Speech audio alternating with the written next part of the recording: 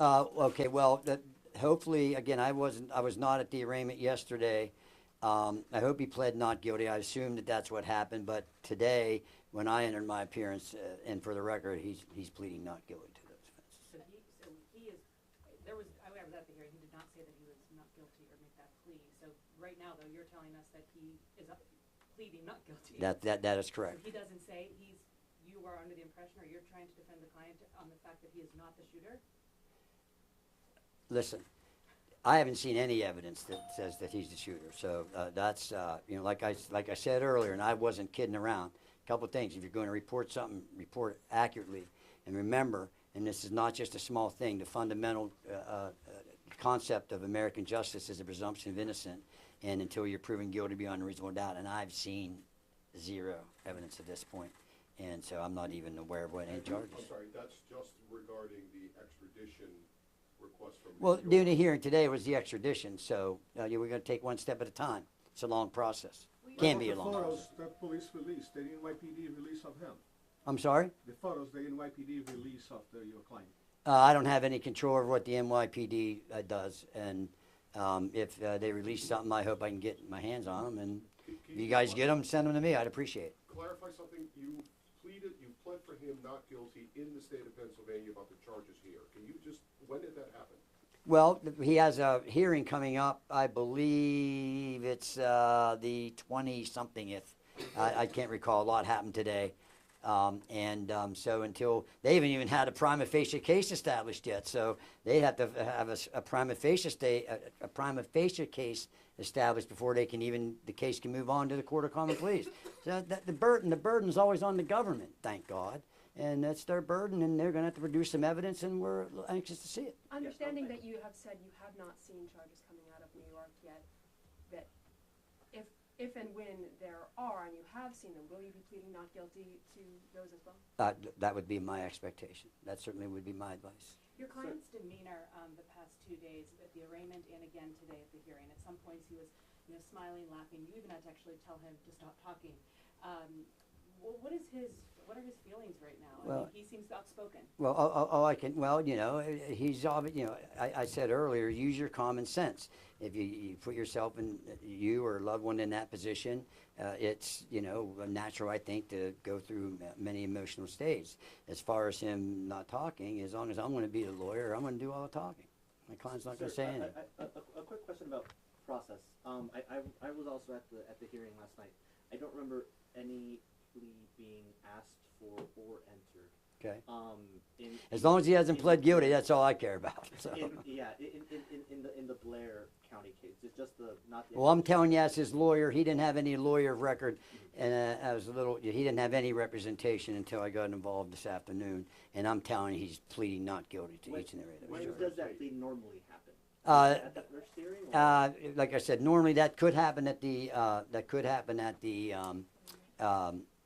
what happened last night at the informal arraignment, which is at the magisterial district judge. So is he telling you this is all some sort of awful mistake? I'm not going to talk about anything he's told me. How do you end up in Altoona? I'm not going to talk about that. Has he been able to contact his family since? Yeah, I'm not going to get into that either. Can you tell us when you were hired? I can say sometime prior to the hearing this afternoon. So you were hired and not appointed by the court? That is correct. If Governor Huichel provides this governor's extradition thing, does that change the timetable here? You still have the right to a habeas hearing, don't you? Yes, sir, we do. Like I said, and I'm not trying to be, it's 24, I'm not trying to be a smart ass or anything, but when we've got to wait until we see things. When things happen, we'll react to that and proceed accordingly. Since cameras weren't allowed in the courtroom, which is normal and fine. In Pennsylvania, that's the law. Would you be able to give us a summary of what it is that happened in the courtroom today? Yeah, today is basically what it was, and it happened fast. There was an extradition hearing scheduled. I found out about that about an hour or so before the hearing, and the initial thing is a person can waive extradition, and it was my opinion and my advice under the circumstances that he not. And I emphasize the not because apparently there's news reports already going out that he waived his extradition. He did not do that. And so that's why we wanted to make sure we're going to use the process and use the Constitution and the rights that are available to any one of us in this room and any American citizen or person charged with a crime.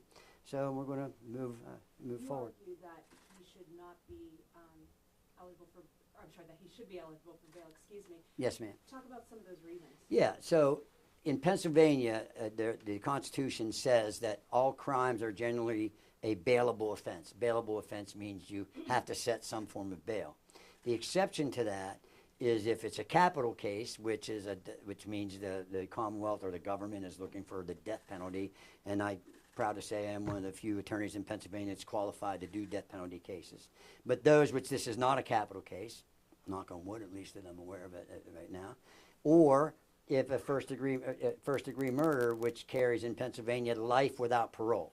If the charge which you're faced with is life without parole, then you're not eligible for bail. Since the crime, at least what was set forth by the district attorney, was alleged to be a second-degree murder, that's not life without parole. So I believe that bail should have been set. But you also talked about like a home monitoring system was a possibility.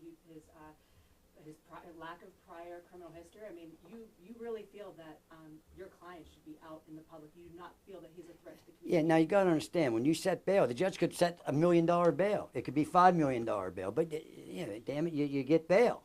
That's what you do. And like I said, anytime you look at the criminal justice system, pretend you're that one in that spotlight. You're going to want to be out. And, so yeah, I think he was entitled to bail, and the judge makes it 100 million or 10 billion or 100,000, he's entitled to bail. But to simply say no bail, in all due respect to a judge, I believe bail should have been set. During the hearing yesterday, he implied that some of the cash that was found on him was planted, or he didn't know what it was to do with. Can you speak to that at all? I can't because I wasn't at that proceeding. Is your client being held in solitary confinement? I can't comment on that because I do not know. What is the procedure in the next couple of days? What are you going to do? What is going to happen? I'm not going to get into a lot of detail. I do have some things planned, but I can't get into that because I don't think that's what attorneys do. So are there any other court proceedings in the next day or two?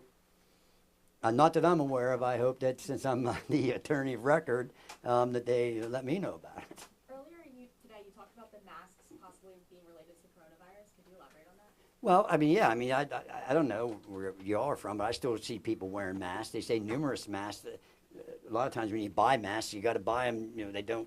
I guess you can buy them individually, but every time I bought them, they come in boxes. So I don't know. All I can tell you is that's not a crime. It's not a crime. Did your client indicate to you that the reason for the masks was because of their COVID? I would not ever indicate anything that he indicated to me. What's I his can't get into demeanor that. like? Is he worried? Well, I'm not going to speculate on that, but like I said, use your common sense. If you were in a jail or confined in a state where supposedly there's rumors going around you're going to be charged with murder, use your common sense. Well, you talk to him. about your client? What's that? What can you tell us about your client? Probably not a whole lot. What were your first impressions of him whenever you met with him or spoke with him for the first time? I'm not like the airplane movie said. Hey, give us your impression. And the guy says, I don't do impressions. So I wasn't looking for impressions. What I was trying to do was form a bond with my client. I want him to trust me, and I want him to be confident that I'm here for him. And I feel that I'm very pleased how that went. How's Hi, about his Vice mental Chair. and his physical health? Excuse me, ladies first. I'm sorry.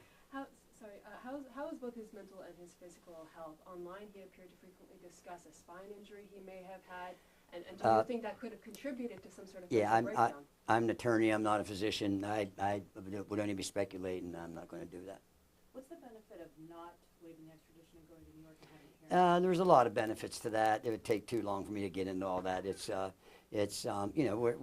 testing the process. I haven't seen anything. I have not seen one scintilla, one speck, one drop of any evidence yet. So it's what I decided. I think that was in our best interest to do today. Can you clarify if he will plead not guilty to the murder charge? Well, from what I've seen up to this point, he hasn't been charged with that. Okay, he hasn't been charged with that. But if in fact he would be charged with that, I would anticipate. Again, I don't really want to speculate. But if in fact that would happen, I would just, anticipate a plea of not guilty. Are you able to represent him in New York for the homicide charge? If that would happen, that could be a possibility. Will you accept public donations from those seeking to fund his defense? I don't know. How long will you be fighting the extradition? As long as it takes to do it effectively and competently. So, just to confirm, you are also barred in New York? No, but you can get admitted because I've been doing this for 41 years. You can get admitted there. So, but like I said, I don't want to speculate about anything. If that opportunity would present itself and that would come out, I certainly would consider it. Why did your client come to Altoona? I'm not going to get into that. Do you have any ties to here? Other than school? Not going to comment on that. Could you comment on what type of money the foreign currency was? The what? What type of No, ma'am, I could not because again, I wasn't there. I haven't seen anything yet. I don't like to go by and all due respect to you folks, what I hear in the press. So now that I'm on board, I'm going to find out. Did you talk to him about it in New York? Again, I'm not going to get into what my client and I talk about. Have you spoken to his family?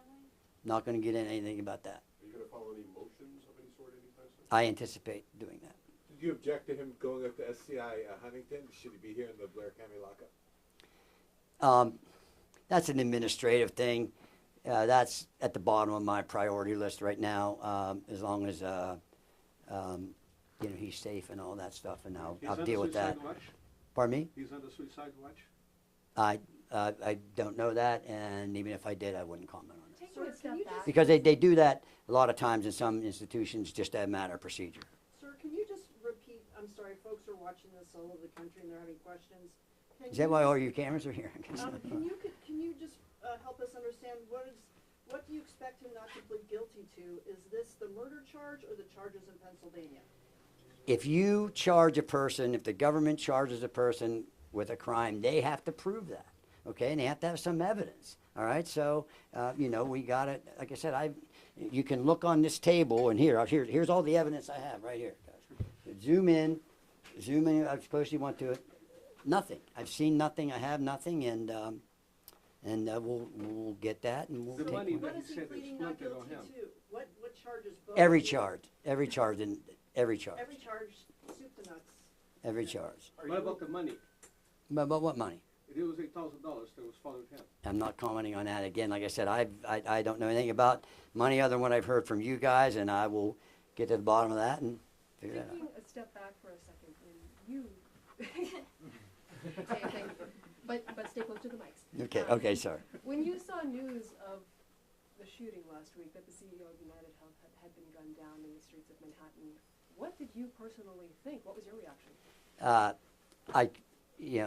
I'm a lawyer. I'm a criminal defense lawyer. I don't have a whole lot of time to watch news. I just look at glances, and I won't comment on When that. did you hear of it?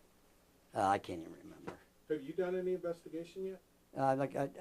I'm just really kind of basically got in this thing today, so I'm going to be doing some of that. Can you clarify who hired you? No, I cannot. I will not. I can, but I will not. Are you aware of the statement the defendant made when he was being escorted to the courthouse today? Well, I've heard some different versions of that. I need to see what that statement was and all that stuff. But hopefully there won't be any more of that. Your visits will be up there in Huntington? I do not know. Sometimes I can get the court to arrange for him, for not just him, for a client to be transported back to Blair County. We understand that there have been some threats made to local restaurants, local establishments, even the local police and their building. Have you and your office, your staff here, received any threats of that kind? No, I hope not. But no, I'm not aware of any. I heard that just, I don't even know where I heard it in the last half hour on my way back to my office, but I don't know. I think what I did, and I think I saw some transcription of District Attorney Weeks' press conference. He mentioned something about people being threatened. I hope not. I mean, that's not what we should be doing as Americans. When do you expect to talk to your client next? Soon. Are you going to attempt to delay the December 23rd prelim? Is that enough time? That's a good question. I do not know that yet. That could be a possibility. Does he have a current physical injury of any kind to his back? I'm not going to comment on anything personally related to my client. What are we missing? What happened in court when you told him to keep quiet? He shut his mouth, which is good. That's what he needs to do. What Right? do you do for you to tell him to be quiet? I thought I heard his voice, so that when I heard that triggered me and shut up. So that's How long have just, you been practicing, sir? this is my 41st year. Where did you leave it with him? Are you gonna talk to him tomorrow? I may, but definitely soon. Thank you.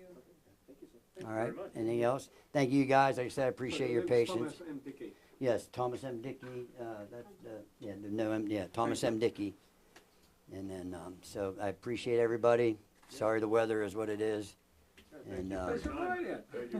I appreciate you guys. All right. Thank you. Thank you, sir. Good luck to you. You're very sir. welcome. Thank you guys. Thank you. And remember, just don't forget that presumption of innocence, okay? That's a really important thing. And hopefully not, but someday you guys may all appreciate that.